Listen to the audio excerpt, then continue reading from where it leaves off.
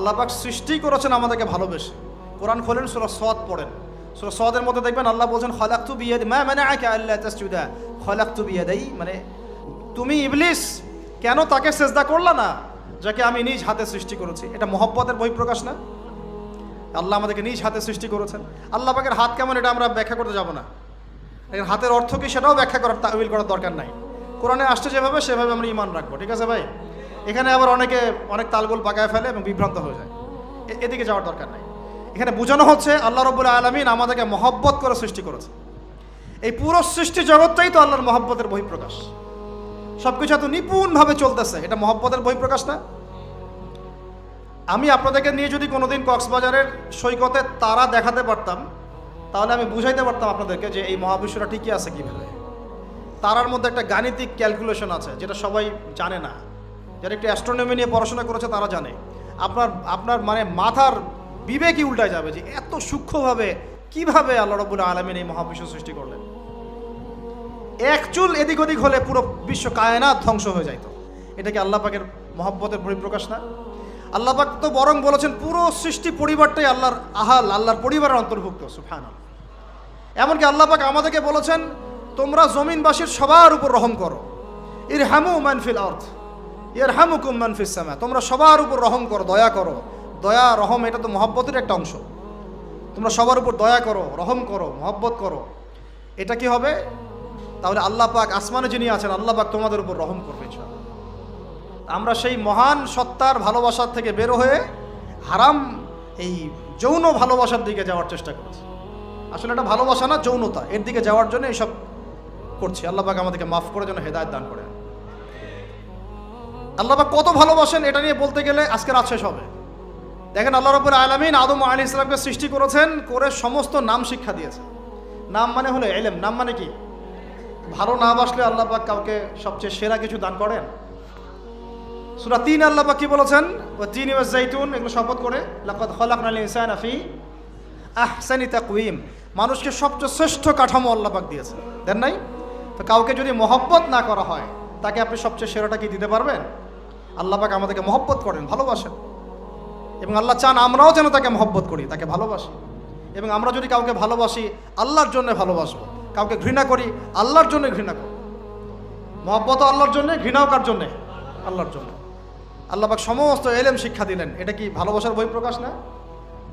নূহ আলাইহিস সালামের কওম দীর্ঘদিন আল্লাহর কথা শোনে না, আল্লাহ পাক সবর করলেন, ধৈর্য ধরলেন, গজব দিলেন না, শেষ পর্যায়ে গিয়ে আযাব দিয়েছেন।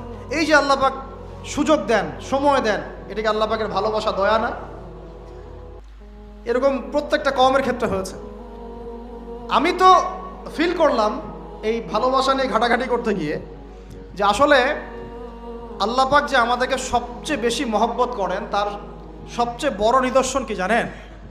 আমাদের কাছে আল্লাহ রাব্বুল আলামিন আল কোরআনের মতো কিতাব নাজিল করেছেন, আর আমাদেরকে আল্লাহ পাক নবী মুহাম্মদ সাল্লাল্লাহু আলাইহি ওয়াসাল্লামের উম্মত বানাইছেন।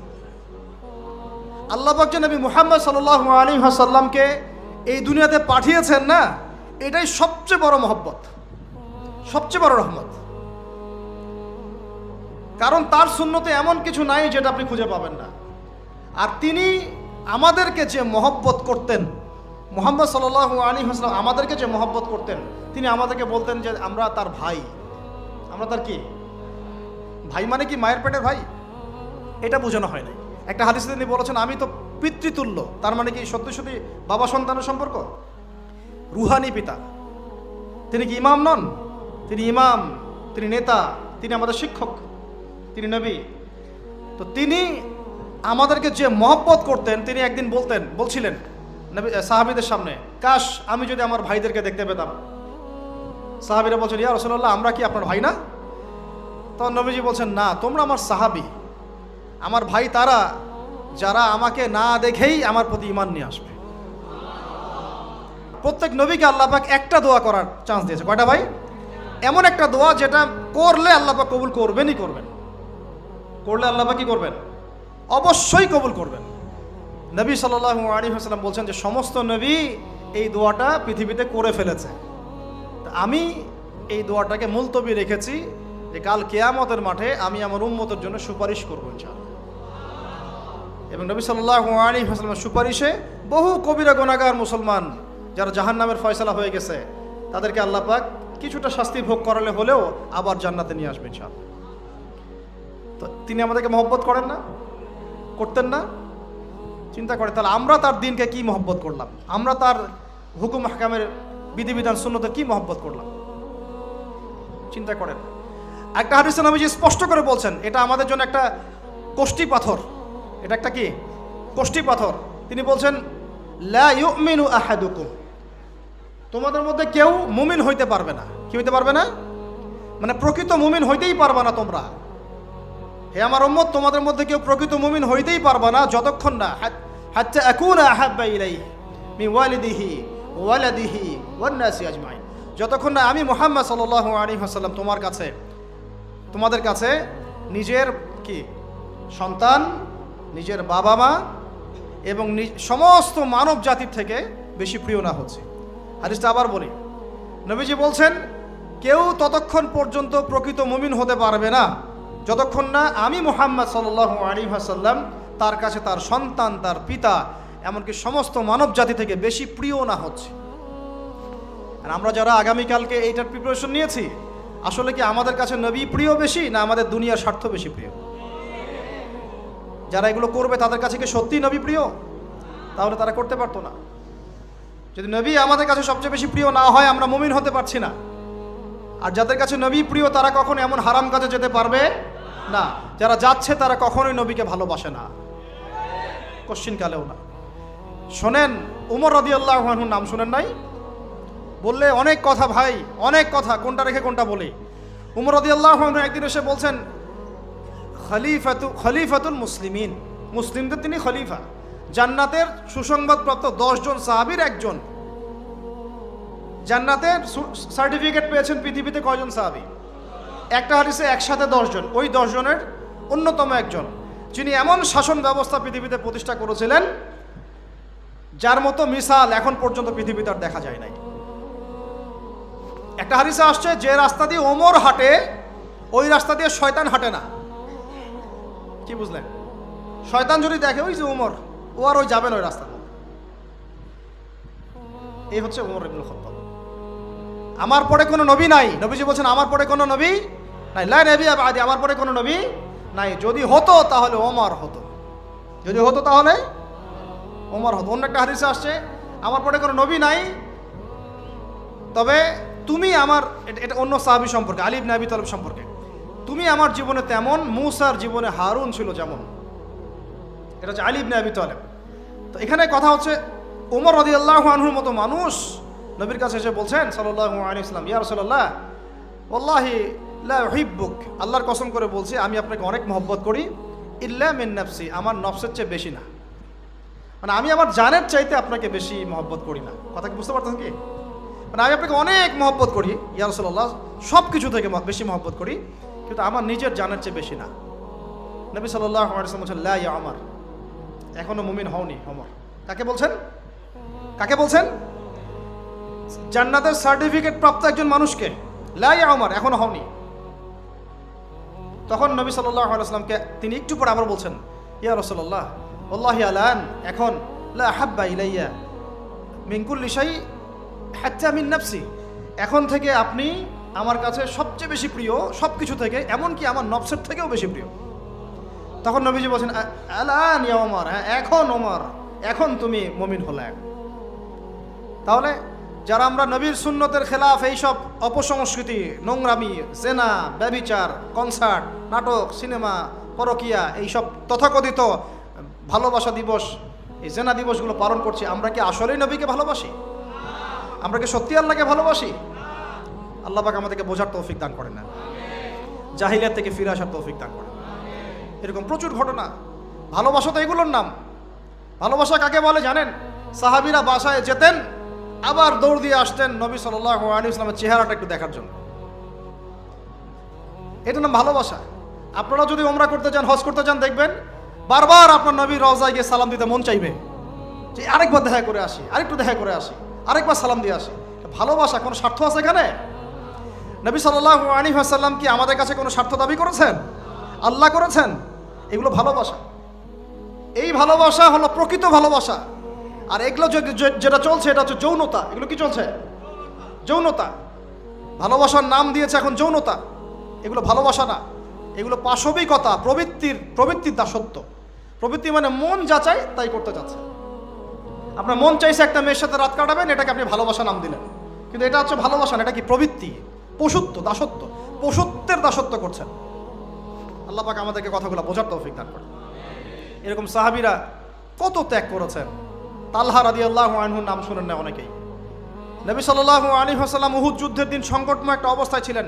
তালহা রাদিয়াল্লাহু আনহু একা নবী সাল্লাল্লাহু আলাইহি ওয়াসাল্লামকে ঢাল হিসেবে পিঠ পেতে দিয়ে আসেন, উনার দিকে কোনো তীর যেন আসতে না পারে। শেষে দেখা গেল তার গায়ের মধ্যে 40 থেকে 50টা তরোয়ারের আঘাত আছে, তীরের খোঁচা আছে, বর্ষার খোঁচা আছে। এই অবস্থায় তিনি নবীকে কাঁধের মধ্যে নিয়ে উহুদ পাহাড়ে উঠেছেন নবীকে সেভ করার জন্য। এটা ভালোবাসা। এটা কি?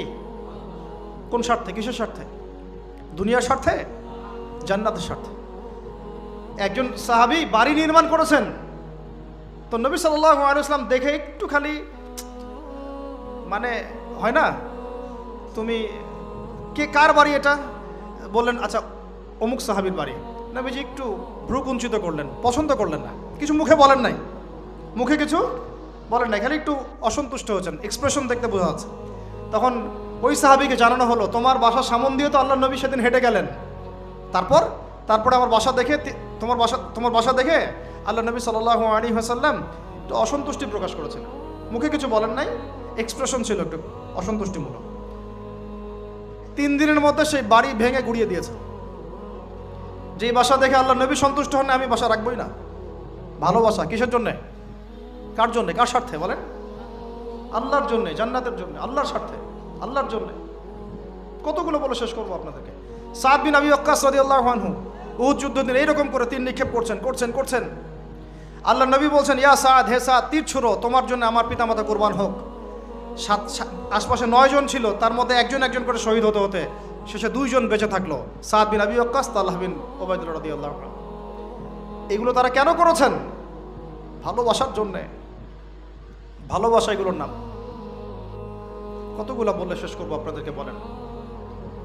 নবী সাল্লাল্লাহু আলাইহি ওয়াসাল্লামের কাছে একজন সাহাবী আসেন ইসলাম কবুল করতে এসে হাতের মধ্যে কিছু বালা আংটি থাকে না, এগুলো ছিল, এগুলো খুলে ফেলে দিয়েছেন নবী সাল্লাল্লাহু আলাইহি ওয়াসাল্লাম, খুলে ফেলে দিয়েছেন।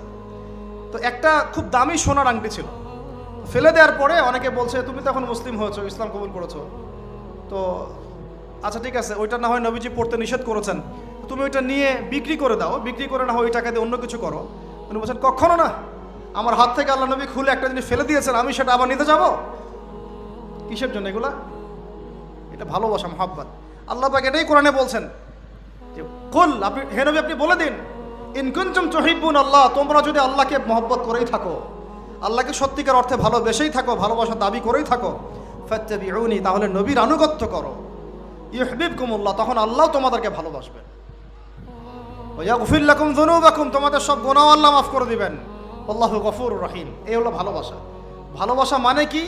ভালোবাসা মানে হচ্ছে আস-সামউ ওয়া তাআ, আমি নবী এবং আল্লাহ এবং তার রাসূলের কথা শুনবো এবং আনুগত্য করব, শুনবো এবং এর নাম ভালোবাসা। শুনবো, আনুগত্য করবো, তাহলে আমরা কি শুনবো, কি আনুগত্য করব?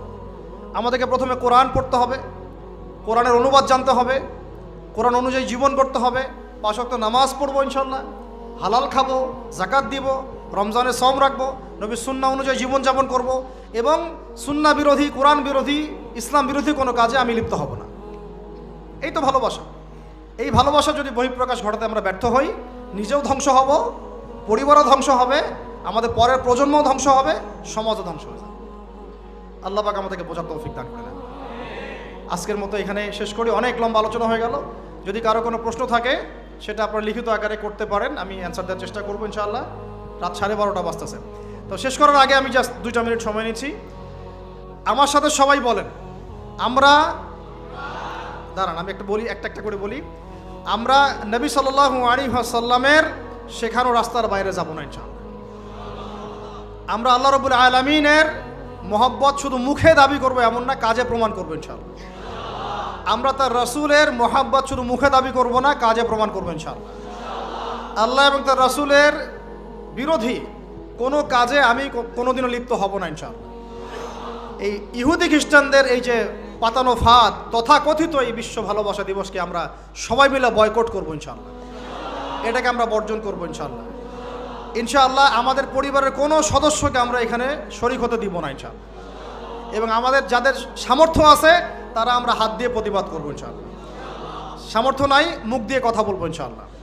সেই সামর্থ্যও নাই অন্তর থেকে ঘৃণা করবো ইনশাআল্লাহ। এরপরে ইমানের কোনো স্তর আর বাকি নাই। আল্লাহ রাব্বুল আলামিন আমাদের সবাইকে কথাগুলো বোঝার এবং আমল করার তৌফিক এনায়েত করেন, আমিন।